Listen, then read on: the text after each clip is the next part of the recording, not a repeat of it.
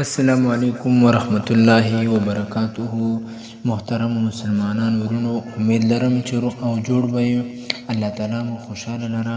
محترم مسلمانان ورونو، دغه چینل له سیرت نبوي او تاریخ اسلام په نوم باندې په دې کې به ان شاء الله تاسو ته وقتاً په وقتاً د رسول الله صلی الله علیه وسلم د بچپن نه راواخله تر وفاته پورې واقعات او د صحابه کرامو د سیرت متعلق او د تاریخ اسلام واقعات چې دي دا به تاسو ته نشر کیږي.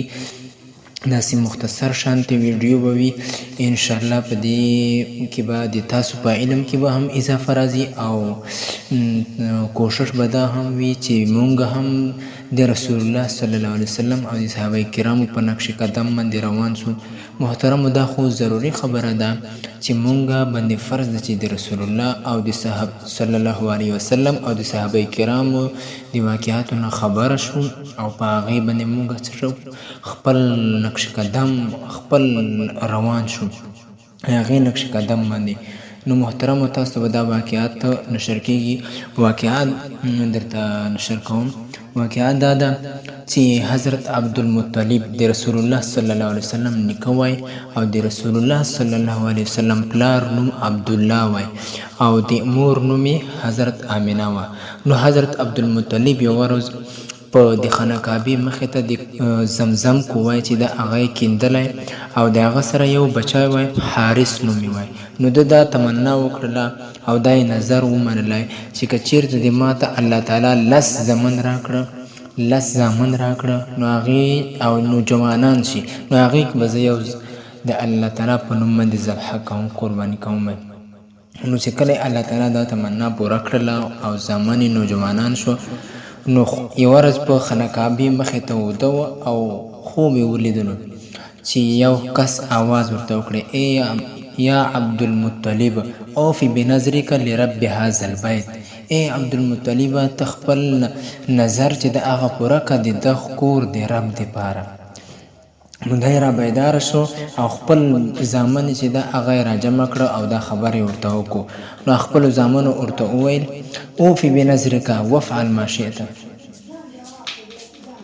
ای د ما پلاره، ته خپل نظر پوره کا او خپل کار کوه چې کوم تا زړه غواړي.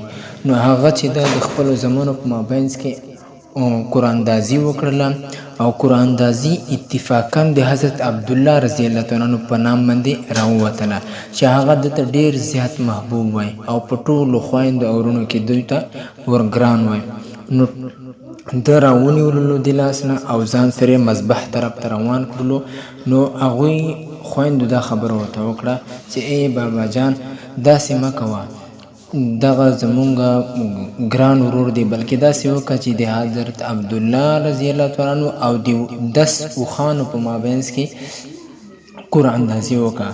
چې قراندازي په اوښانو باندې راشي نو 10 اوښان حلال کړي د هغې په ځای باندې. هغه وخت کې خونبهات یې وه او دیت هغه 10 اوښان وه.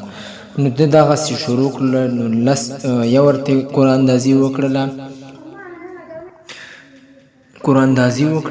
چې قراندازي وکړله نو بیا هم ته حضرت عبدالله رضی الله تعالی عنه په نامه د قراندازي راووتله.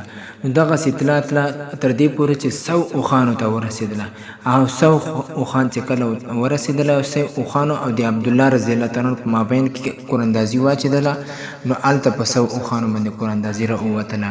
نو هغه 100 اوښان چې ده هغه یې حلال کړه او حضرت عبدالله رضی الله تعالی عنه چې ده هغه پاتې شو.